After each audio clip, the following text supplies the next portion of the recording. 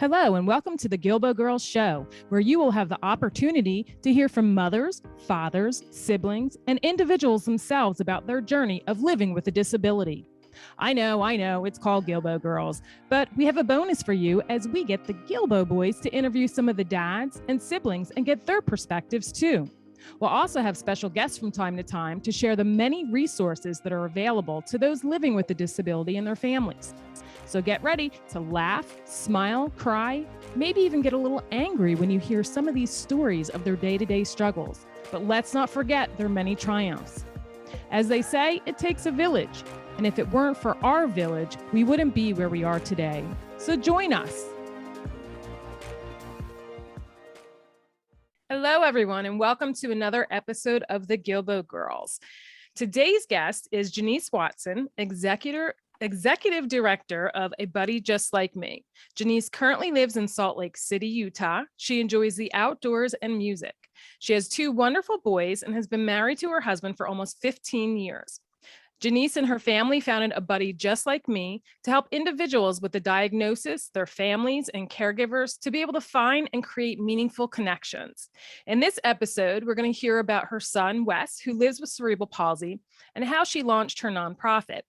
So first of all, I'm so excited to have you on the show and share with the folks the good works that you're doing. It's so important to make those connections, not only to have that support, but to share the resources and then just to have that knowing that you're not alone.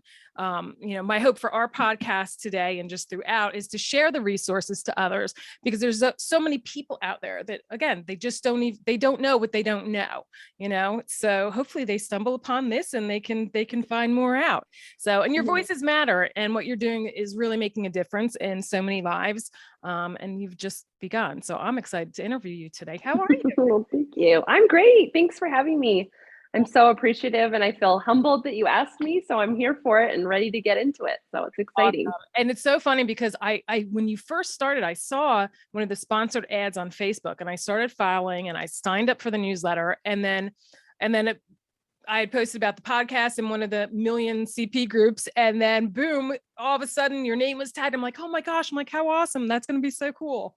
So I was yeah, we need each other. I think that's what I found the most in this community is you only know when you said it best. And so finding people is important. Exactly. So before we go into A Buddy Just Like Me, tell me a little bit about your pregnancies. You said you have two boys. How old are they now? And did you have any difficulties with your first pregnancy?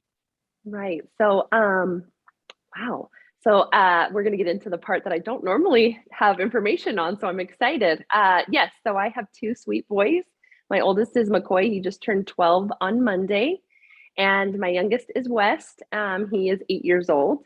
McCoy's pregnancy was typical for my first pregnancy. I did all the birthing classes. I did everything I was supposed to do, and actually had him emergency cesarean. His neck was wrapped with the cord 3 times. And so he was in the NICU for 8 days after having him.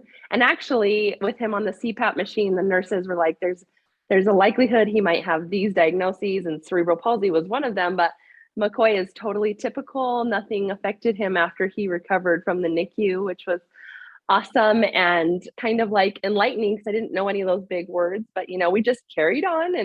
And then I had my sweet West, and my pregnancy was really rough with him. I had really hard pregnancies in the fact that like the outcomes were not what you plan. And that's life, right? Nothing goes as you plan, but when you're a mom and all that responsibility of how they come into the world is on you. Both of my labors were not pretty and very scary. And so for me and my husband, did that push you off for like holding off to having another child and make 100% that same? Yeah. So McCoy and West are 4 years apart. And so I also am a big advocate of when you're planning your life, you're planning the structure of your family. Once you have one, then you decide, okay. And for me, I work full time. My husband has a very demanding job. And so we thought, how are we going to space our kids? And it was a big factor, the way that my labor went. I was really nervous. And I think every mom is, no matter what number of kid it was. And I think that's the big resounding, at least in the medical field, for my experience, I got, well, it's your second pregnancy a lot. And that is so surface for someone who every pregnancy is different, and I understand, but every baby is its own unique challenge. So West, I actually, that was a big puzzle for me because I got pregnant with West, and at about 16 weeks, I hemorrhaged, and I went to the hospital, and they said, well, it's either 50-50, he's going, like, the baby will survive or it won't. So that was a struggle for my mental health because here I'm trying to like feel attachment, but I don't want to get too attached. And so then about 20 weeks, I got told that I had placenta previa, so that my uterus had grown, the placenta lining had gone into my cesarean scar. And so they gave me the statistic of when this baby's ready to come, you can either have a hysterectomy or we're going to have to tie your tubes because it's not safe for the structure of your anatomy to have any more babies. And for me, Ben and I had already decided 2 was perfect for the way that we wanted to raise our family and financially and all those things that come with babies. They're not just a life, right? So luckily, I feel glad that I felt that way already when I wasn't really given a choice. So then West was born, and he came out perfectly healthy, except for they couldn't figure out his sugar. And I had like done the glucose test and everything was fine. So they couldn't balance out his sugar. So he was in the NICU for 7 days, but nothing other than his sugar levels. And I was, it was so hard to see him get testings, and they were taking blood from everywhere, So actually, I'll have to dive more into that. But for me, my labors were not fun and not beautiful and not anything that, so for me, childbirth was very scary. And so I was lucky that I have my 2 beautiful boys, but I was good with the 2 because it's, daunting, and the NICU is a whole nother ball game. And I just feel lucky that I got my 2 that I have, and they're a joy. But yeah, for me, that's how my pregnancies went. Pregnant, I was fine. The labor part was not the best for me. It was kind of horrific, actually. Now that I think about it, I don't often think about that part, but yeah. So that was actually something that came up a lot when West originally got his diagnosis, as I listed all these things. Well, could it be because I hemorrhaged? Could it be because of placenta previa? Could it be, all these things? And they all said, no, no, no, no, because you take it on, at least for me in my experience, I took it on and what could I have done differently? And that's just the naive part of life. You always take it on, well, what did I do wrong? And there was a lot of grieving in that process when he got his diagnosis, thinking of all these moments, but all the doctors had cleared all of that. So I'm not quite sure. It ended up being, the doctor said there was enough scarring on his brain from his MRI at 6 months old that he had had a stroke in utero sometime in my 3rd trimester. So a blood clot went to his brain, and there's nothing I could have done. Right. And for me, I was just thinking like all these moments, they flash, like, I feel like we all live in a movie, right? You just have these moments of like, maybe it was this, maybe it was this. So there's been a lot of therapy with that and figuring out that, things happen and life happens. And I wish I could be as boisterous in like everything happens for a reason, but I don't believe that. I just believe that life happens, and our lives are what it is, and there's nothing really controlling it in that matter. You know what I mean? So for me, it was just, that's how it lined up for us. And it was ironic that West, older brother, McCoy, was told that he might have cerebral palsy, and then my little West has cerebral palsy. Oh. So that was a weird dichotomy too, that it was like, whoa, because everything McCoy went through in the NICU, that's what you would expect with a diagnosis. And then with West only having his blood sugar, it wasn't anything. But then the beautiful nurses, I love NICU nurses because they know so much, and they finally were like, what are we doing? And why is this baby still here? And then as soon as the right nurse got to him, which is also the medical field, I feel like as a mom, the people that is working for you, and not everyone jives personality wise or medically wise, and you just have to find your people. Yep. And that can be difficult, I think, for sure. So that's my beginning story of that part. So yeah. All right. And then, so how long was he in the NICU? Not long. You said 7 days. 7 days. 7 days. Mm-hmm. Okay. Yeah. And so he was diagnosed at 6 months. And then what happened? How did your life shift with that? Because I'm sure you had to go to occupational therapy and physical therapy. Were you working full time at that time? Yeah. Yeah. So my sweet West, he cried from the day we got home from the NICU until he got his diagnosis. And it's kind of an ironic story because he just was not comfortable. And everyone kept saying, remember how I said, it's your second baby. I went through 3 pediatricians, 2 physical therapists, writing down notes. I had a stack about 1.5 inches thick that I threw up. My last physical therapist was like, something's wrong and I need help, because everyone was dismissing me. I went through, I mean, I was his total advocate. I mean, it's this little baby, and everyone kept saying, it's your second baby. You know, your first slept well, but your second does. I mean, Wes didn't sleep well. He didn't hit milestones. He had flattening of the head, which got us to physical therapy because they said he had torticollis. And my sweet physical therapist, who's actually still his physical therapist 8 years now, she saved my life, because I was in a place of like, I felt crazy. And then I'm working full time. My husband works graveyard shifts. I have a rambunctious 4-year-old.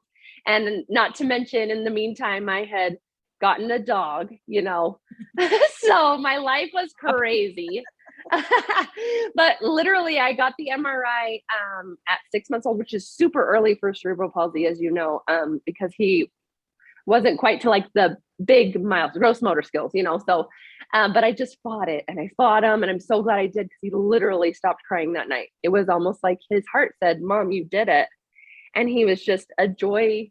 He was a joy the whole time. But you know, when you're in lack of sleep and he's crying and no one's on your side, luckily I got the best people around him, and we just found the right people. But man, that was, yeah, it changed our whole lives. And we went from, oh, this is the plan, as everybody does, to we don't have a plan anymore. And it almost made me a better mom to my McCoy, who's typical, because with kids with special needs for West, we didn't put a time or a length or what he should be doing anymore. He totally got that pressure cooker off him, and it was like, what he does will be great. And I think that should be for every child, typical or non-typical, because then they're able to grow the way they're exactly supposed to be.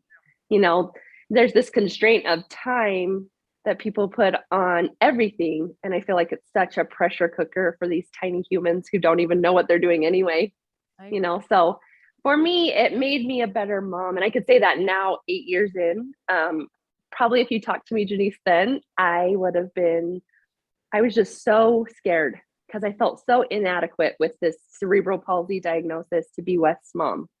I had no knowledge of cerebral palsy other than 1 or 2 people I had seen with a more severe diagnosis of cerebral palsy, but no one in my family that I knew of, close proximity. I never had experience in it. And I Googled, you know, because when I got his MRI, I was by myself. The doctor was super cut and dry, which most doctors are. He has cerebral palsy. It means scarring of the brain. I said, what did I do wrong? And he said, you didn't do anything. This is the amount of scarring there is. We'll see what happens, is what he left me with, and walked out. And here Wes is coming out of sedation. I'm sobbing. I don't know, you know, I have to relay all this to my husband. I don't know what this means to me. So I went home and I Googled, which is everyone's go-to, but it's also the worst thing you can do. And it left me feeling really inadequate to be Wes' mom, because I didn't know that I could do what he would need me to do. So, you know, as that time went by and I slipped into grief, as we all know, you call it the fog, but now that I've healed more, I feel like it, you know, it's that grief bubble of what I thought our life would look like, or what I thought it should be. I'm very type A personality, so I'm a planner, I'm a doer, you know. And when you get a kid with special needs, that goes right out the window. We lovingly call West our asterisks, because we commit to things, but then there's an asterisk of like, we would love to be there, asterisk, if, you know, West isn't too tired, or if we haven't had a long day. You know, our days just shift now. And he has the most gracious big brother who's his best physical therapist. McCoy doesn't see his disability. And so I think that is the best thing for our family, is how connected they are, because there's just something unique, at least in our experience, of seeing someone having to do things harder than it takes for you, and being able to walk that path together. You know, they fight like cats and dogs. They are siblings to a T, but you'll never find anyone fight more fiercely for his brother than his big brother, McCoy. And that's a lot for a big brother. I feel like McCoy had to grow up faster than I intended with a special needs little brother, just because I didn't have the time. And, you know, I think back of that time and it literally feels like a blur. We survived, obviously. I wish I had slowed down a little bit, just because now I'm at this 8 and 12 phase and time is fleeting, and we did it. And that girl that I was got me there. But I feel like, oh, what I wish I would have known, you know, and I just feel so grateful that I have been able to find the people that we have to help Wes have the best chance in experiencing life the best way he can. And for me, that took, to come out of the fog, I happened to cross paths with a random stranger. And I think I talked to you about this, but I had gotten a dog, right? So I have a crazy 4-year-old. My husband's always gone. I'm working full time. I'm lacking sleep. I got a dog because in that Google search, they said they might need a service dog. I mean, I was ready. So we went to the park and it starts raining and I'm sobbing and I can feel the rain on my eyes and I'm sobbing because, grief does not just settle. Grief comes and goes, and my husband's swinging McCoy on the swings and Wes is in the little bundle asleep and I'm holding this giant golden doodle because I've gotten a dog and I don't want to get muddy. And I feel a hand on my arm and there's two ladies. And she said, "I like your dog." And I said, "Thank you." And because you've been a mom who goes to therapies all the time, no human contact. I work from home. So it's like the minute they said, I just spilled, "Oh, I got him as a potential service dog for my son." And she stopped me and she said, "Did he have a stroke in utero?" And I said, "Yes." She said, "Does it affect his left side?" And I said, "Yes." And she says, "Mine's 19, plays the drums, and is in college. If you don't limit him, he can do anything." And it literally was like, I don't know if you've seen those movies where it pans out, but it was like, I can do this. There is someone out there that has experienced it because it feels so isolating.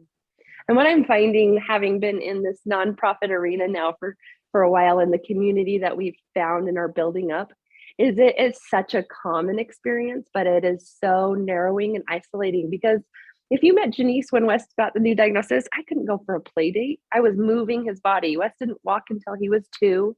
He didn't do any of those big milestones. So I was physically at physical therapy, moving his body, opening his hand, doing all those things that I see him now run across the grass and help with the lawnmower. And it's life-changing that just the experience is so much what you bring to it.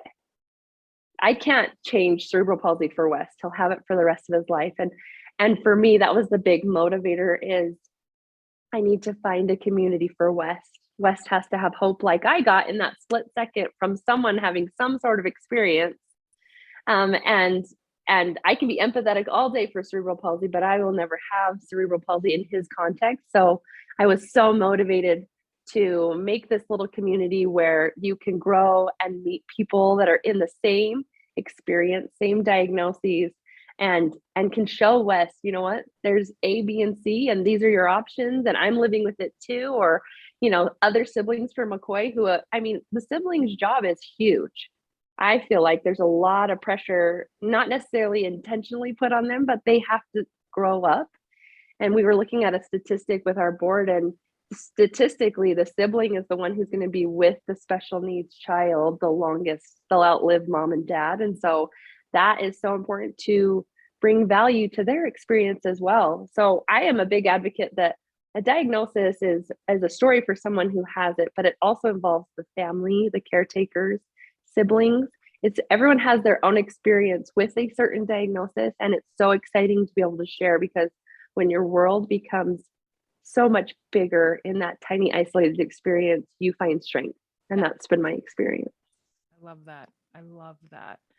So when did you make that connection, and how long did it take you to kind of get started with the nonprofit and Sure. Because that's sure. Yeah. So, even, yeah. So I did my fair amount of trying to find the right people with social media platforms. And I did my fair amount of Googling, but when you're in those depths of throes of a diagnosis where it's so deep, Wes was so little, we weren't sure what exactly was going to happen. My life was therapy. And so I didn't have time to really connect with people. I would meet people randomly, but I wasn't in that season of life. I'm all about seasons.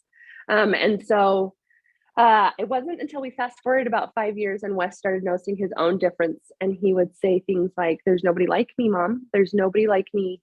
And he would say it constantly. And I didn't ever want to put adult words to his big child feelings, but I knew exactly what he was saying. And finally, he stopped me one day and he lifted his left affected hand and he said, "Like me, Mom, I need a buddy just like me."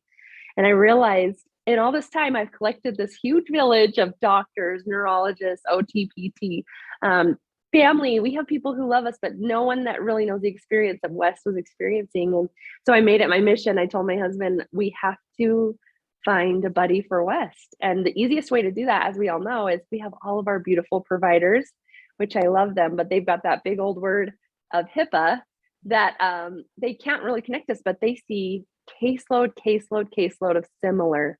So I had this idea of connecting, getting within the hospitals, foundations, becoming a nonprofit, that we can be a resource, that a doctor can say, hey, I know of this resource. And if a parent, a sibling, a caretaker, a grandparent, an individual with a diagnosis wanted that type of connection, we could facilitate that.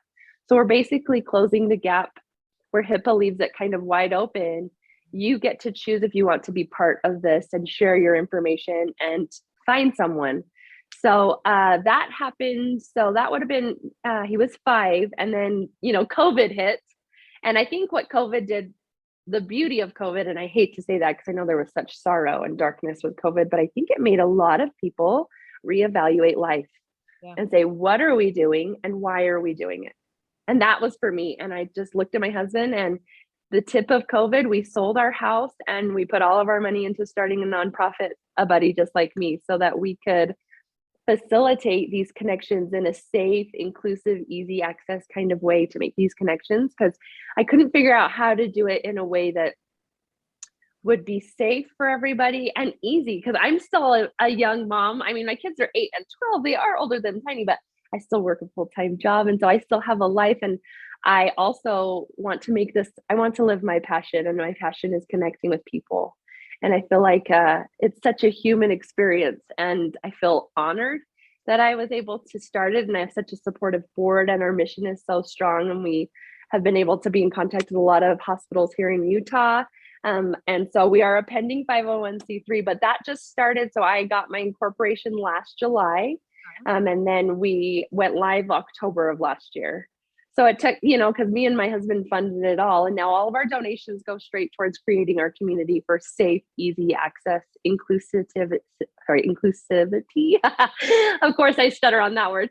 But making connections is so important. And for us, it's easy to be on Facebook or whatnot, but that's not everybody's skill set. Not everybody loves that. I mean, I love Facebook myself, but I always got lost in an algorithm. And so we just needed a place that was exactly where you need to go to find exactly what you need, whether it's hospitals in your area, people to connect with, a mentor with the same diagnosis, just a mom who's alone in her diagnosis that needs someone to say, this is a weird day. And you don't have to give a precursor of like, I love my child, or, everyone just understands, at least for me in my experience in the community of special needs or of disability or all ability, however you connect with those words.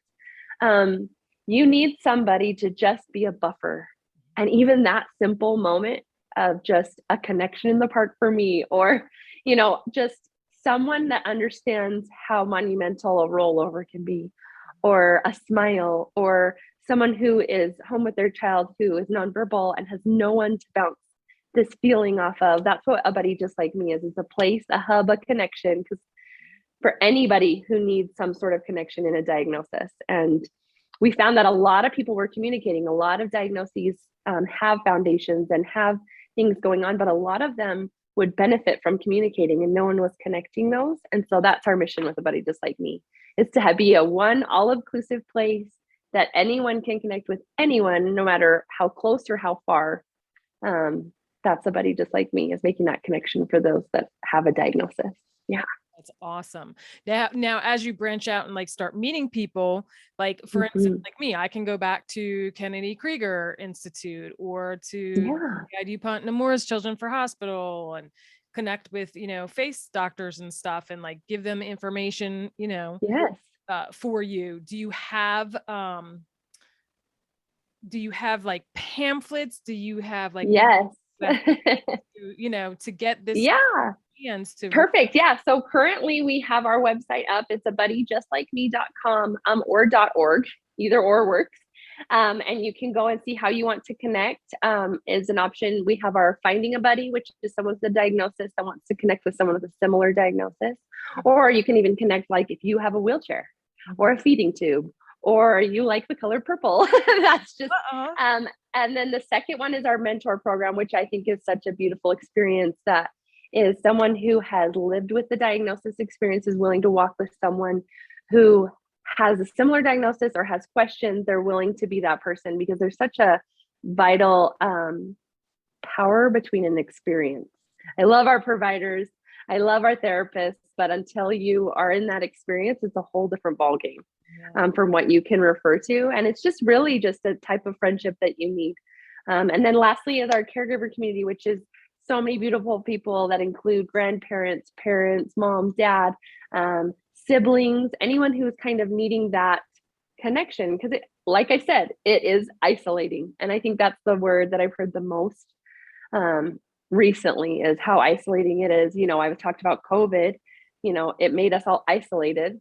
Isolation, there's a statistic that came out that said, isolation, the amount of isolation COVID has the same effect on our health as 15 cigarettes a day. Wow. Isn't that shocking? So if you put that into the perspective of our community, where so many people are isolated anyway because of their diagnosis, they've been living their own pandemic. So in this beautiful world of everything's online, let's connect. Let's find the people you need to. And that is our aim and our goal with A Buddy Just Like Me. I have flyers I will send to you. That is what I need from everybody listening, is we just need people to know that we're there, that we have our purpose. Our nonprofit is a pending 501c3. Every donation goes towards our cause. And then what it is our mission is to keep our services free, to make sure that we're in every hospital, so that there's not some new mom that is 36 tabs deep in Google sobbing and thinking, what do I do? We just need one place, and we have the ability to do it. So that's our goal. And we've seen it come to fruition. Our first connection actually was my sweet West met his best friend, best buddy, Baylor.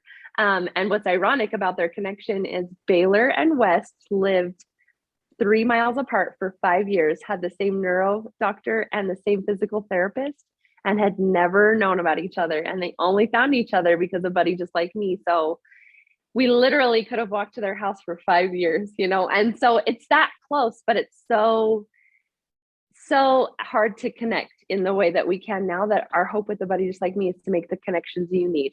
And if you don't need the connection, someone who does. Everyone I run across has someone who has an experience. And that's the other thing that I get too, is a lot of moms that have kids who are older that said, oh, I would have loved this when they were smaller, but we need you. Because someone who's walked through that experience is so vital to the future success in a diagnosis, to a mom who needs that. I feel like, even with Wes getting older and God bless his abilities are getting stronger, I never will not be an advocate for cerebral palsy. I would love to talk to anyone. I'm not the best person to talk to, but I have a heart and an experience, and I'd love to be anybody's buddy that needs it. So I can tell you, we myself and a few others have been kind of going through that grieving process all over again, because our kids, this is the year where they should be graduating, but they're not on the diploma track, so they're on the certificate track. So to see their friends that they grew up with, their diploma, and even back up before that, that milestone of getting their license, having a boyfriend or a girlfriend, going out with their friends, to prom, graduating, going off to so it's like we're like going through those older ones now, you know what I mean? And it is tough. It really is tough. So we'll message each other back and forth, and she's like, last year at this time I had to get off social media, because it was hard to see, because of course you always, it's hard. Definitely. Yeah. And I think you nailed it on the head. That grief never goes away. It comes back in different times, different seasons, different ways, and it never stops. So I think that's something that people don't really talk a lot about enough. Yeah. Like, grief always is with you. It's not, something that you ever heal from. It's something that you grow with. And it comes back. Those big milestones are huge for your child, and it's hard, and social media makes it super difficult. I feel like it connects us, but it very much divides us. So And that was like one of the things too. It's like, Faith isn't on Facebook, so she doesn't like see a lot of this stuff. So sometimes Mhm. she doesn't know. Yeah. But still, I'm sure she thinks about it. But Mhm.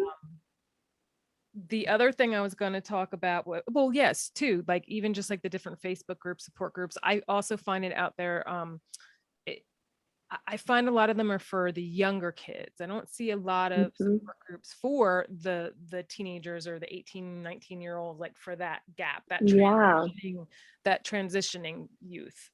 Well, and that was a huge part too, is that we were noticing, just like everything in the systems that are created for our communities, you age out and then there's nothing. Nothing. I mean, you are just left. Mhm. And so for us, that's why we had originally started with just younger kids and parents. And then we thought, you know what? No, everybody needs this connection. So we are for all ages, all diagnoses, all chapters of life, because it's needed. It's so desperately needed. So, It really is. It is. yeah.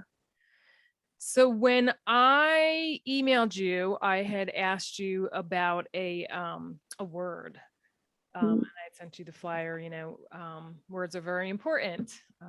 So I wanted to see if you have a word and if you'd be able to tell us and share why you chose that word. Sure. Yeah. So, as I have mentioned many times, I guess I'm being a very open book on your podcast. I'm so happy. As I mentioned before, there's a lot of therapy that I've gone through, a lot of self healing, self reflection in not only West diagnosis experience, but just life in general. I don't think mental health is discussed enough in our society. So I had to do a lot of digging into who I authentically am and want to be moving forward in the life that I am living, and reconnecting. So my word that I chose is intention, which typically means to aim or to plan, but I like the medical term for it, which means healing of a wound. I'm big into being authentically who you are, dancing to the beat of your own drum. So I am trying to live my life with the intention of always doing what is best for authentically me, healing the parts of me that I want healed, and making sure that more healing doesn't have to continue as my ripple goes through. That's my goal in life, is to create these beautiful ripples that I believe in. Mhm. And so my word is intention. I love it. And so that's what I chose. Yeah. And I think that's so beautiful. You do that for people who come on your Yes. podcast. That's so nice of you. Yeah. I had started that business when I had gotten a gift from my senior director. I was like, what is this? And then I saw how, you choose your word and they hand stamp it. And I ended up getting my license and getting my maker certificate. And because I thought that this would be a great thing for Faith, because as we do it, she can actually ink it and then we can polish it off. We actually were going into some of the schools and did some fundraisers with the Best Buddies program. And her best buddy, they would kind of tell the mission behind it, and we would get the kids together and talking, get their words and stamp them one and gift them one, and then use it as a fundraiser. So it's just, words are very important, they're powerful. So I just thought that would be something that I would like to gift our guests. Oh, it's so cool. I love it. Thank you so much. You're welcome. And the other thing I wanted to share a quote when I was looking on the website, and it was, let me see, the president of your board. And it says, "We live in a world in which we need to share responsibility. It's easy to say it's not my child, not my community, not my world, not my problem. Then there are those who see the need and respond," by Fred Rogers. I don't know. Ever since I read that, it just like stuck with me. I absolutely just love that quote. Isn't that powerful? It's so true too. Yeah. Yeah. Yeah. That's from Michelle. She's awesome. So Michelle is actually in our story. Michelle was Wes's original OT. Okay. And so she's loved she's known him since he crocodile rolled to now, shooting basketball hoops. And my heart hurt when she left us, because I value our therapist so much, as you probably identify with. When you click with someone, it's more value to everybody. And so, but I look back and I see now why, because she moved to the school district. And so she could be on our beautiful board because she no longer was West Services. So It's those lovely things that happen unintentionally that make the best moves for us. So Michelle is a light and such a great addition to our board. We are really grateful for her and her strength. So I love that she shared that. That's a perfect quote from Fred Rogers. And I love Mr. Rogers. I was definitely that generation. So is there anything else that you would like to share before we wrap things up? I just hope that anyone who is finding us or listening to the podcast knows that there's a place for you with a buddy just like me. Anyone that you can share us with, please do. Our website is abuddyjustlikeme.com. .org works as well, but our mission is to connect with as many people as we can, because the more people we make connections with, the less isolating it is for the whole community. And the more hospitals that know about us, the more foundations, school districts, the more kids who are feeling that isolation, adults that are needing that connection in the later years in life can feel like there's a place. And there's such a power behind sharing stories. So if anybody ever wants to be spotlighted with us, let us know. If you have anyone that you want to send our way, we would love to hear. I think the value of the human experience is so vital. It is. And part of that is sharing your story. For me, it took me a while to even feel like, oh, this is just life. Like, why would I? Much to surprise, I am not so much a showboat of wanting to share our story, but it's been so incredibly humbling how valued it is and how needed it is to just show authentically where you are, and that there's a place for everybody's story, no matter if they feel like there is or not. You have a place with a buddy just like me. So that's what we do. And I'm so happy you had us, and I feel so grateful. So to call you a friend again. So that's so nice. So excited. I know that's the hard part, is everybody lives so far away. I'm like, I start interviewing people. I'm like, I want to meet them like in person. Right. Right. Well, hopefully someday. That would be so great. I'm hoping that, we get bigger and bolder and we're able to make so many connections that we can just have big, giant parties to get together. So wouldn't that be fun? We can like do a thing and like go on like one of the cruises and do like wouldn't that be so fun? That'd be awesome. I think that would be amazing. Providers on there, and then all of us parents can really connect, and the kids can seriously, you just make it a big moment of connection. Connection is so vital. So yes, let's do it. Let's cruise, my friend. Should. Well, everybody, thank you so much for tuning in. Please listen and share. I will have her website in the show notes as well. And thank you again so much for being on the show. You're amazing. Thank you. Enjoy the rest of your day. Thank you for joining us as we spread awareness through our personal stories and the many resources shared. You can help us by joining our village simply by sharing our show to the masses. If you would like to support the Guilbault Girls on another level, click on the link in the show notes to make a donation in any amount. Add your address and you'll receive a hand-stamped token with the word village on it in appreciation. Be sure to subscribe to our Guilbault Girls podcast and YouTube show, and don't forget to follow us on Facebook and Instagram at Guilbault Girls. Till next time.